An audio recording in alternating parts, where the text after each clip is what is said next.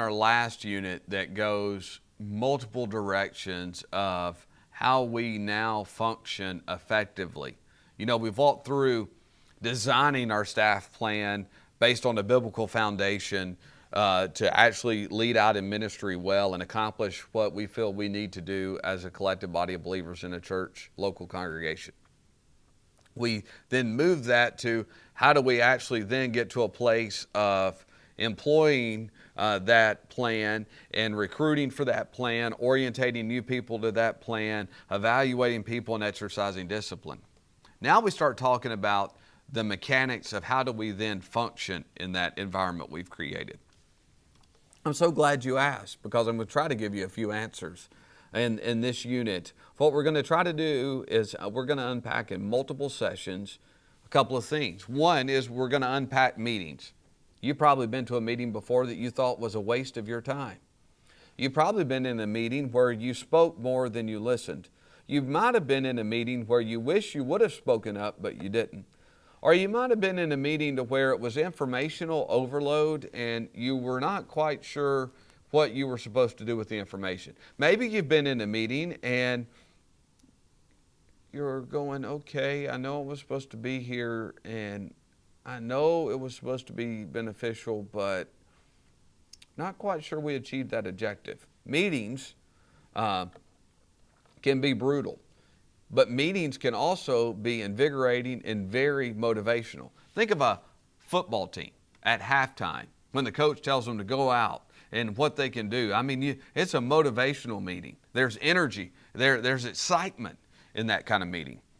There's also a church business meeting to where all the oxygen in the room can be sucked out very quickly because someone brings up a point that was unexpected and everyone's holding their breath wondering how everybody's going to respond to it. And so you and I both have examples of good meetings and bad meetings. So what we're going to try to do is think about how do you get all the people in your staff plan meeting and talking so ministry is happening, so there's communication. Meetings should be working in such a way that there's effective communication up and down your hierarchical leadership or your decentralized organization. If you go with that path instead of a hierarchical order, it's important for you to be working through communication and how meetings are used effectively. Also, you then need to, in functioning the staff, figure out supervision. You're going to have to define what that supervision is. One full-time minister cannot supervise all volunteers.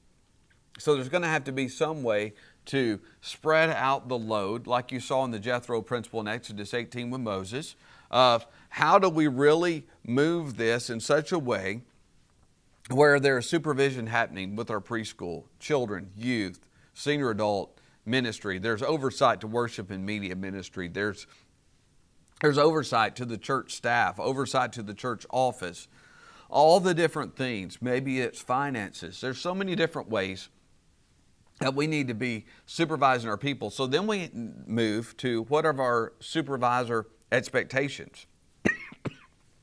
Excuse me.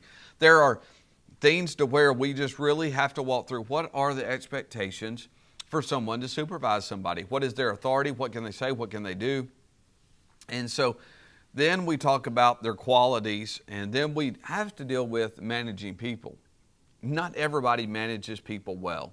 It's an area we continue to work on because every time our team changes, how we manage people changes. Everybody on our team needs to be managed in a different way. What do you mean, Jody? Well, walk with me through the session, because what's going to happen is we're going to have to walk through helping our people by being effective in guiding and training them, helping them progress in our objectives, encourage their involvement, and sometimes people need bigger assignments. And so we're just going to walk through how do we manage them? How do we continue to cultivate our team? How do we create the environment that they're motivated? How do we become a good coach? And so there are all those things. And one thing we're going to wrap up with is what happens when we just miss it? What happens when we just fail at building a team, or we fail in an area? It's going to happen. Sometimes we get heated. Sometimes our emotions get flared up. Sometimes we just forget something, we drop the ball, and we forget to do something.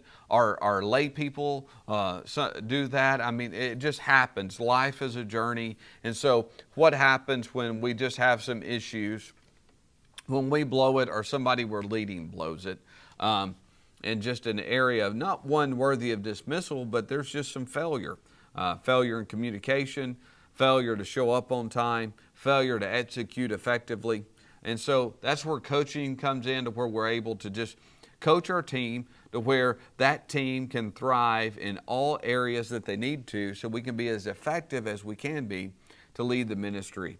And so one area that's going to be key for us in this team-based ministry as we close out the semester is, how do we keep the team motivated when we're winning, when we're losing, when we're working out? You know, all the areas of a team and how motivation looks. It's easy to keep motivation sometimes when we're winning, but it doesn't mean that losing is bad either. And what I mean by that is, sometimes when you're going through a trial, a team will work harder and come closer together to where they achieve at a higher level than they ever have been, even if they don't bring home the trophy. And so it's important for you and I to not get discouraged by how many people we have in attendance, or some of the worldly standards of budgets and other things and facilities, but we actually get excited about what God is doing in motivating people. And sometimes we don't see the results we would like to see. But each week, in and out, we can be motivating our people to bring their best to the table, bring the best in their area of responsibility and their area of ministry, so that together we're building that team that we can be as effective as we can be in the local church setting God has called us. And so I pray that that's what's happened for you this semester. I pray as we finish this final unit, walking through those different areas, that you see a great foundation from the Bible and in theology of having a plurality of leadership in the church. And from that plurality of leadership in multiple areas, we come then to creating what it looks like for us in ministry in a local church, of what all the positions might be, of what the volunteer, what the paid staff needs are, what the supporting staff needs are.